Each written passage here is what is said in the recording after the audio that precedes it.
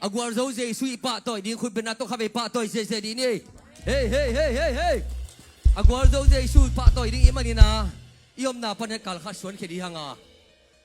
Igwel na khe pe gorzo na to ong lai sak din to ze sui. Amen. To pa phat khom se di hanga. Inun ta na ok thak suak sak. Inun tang na ikhang guyong khel.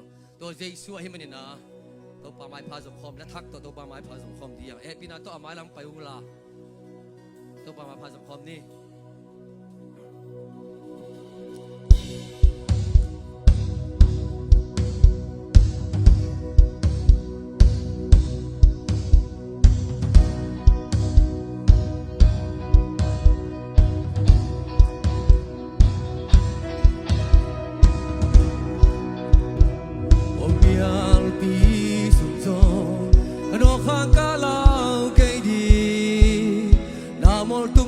Chiang khut tin kỳ hồng lưng hoa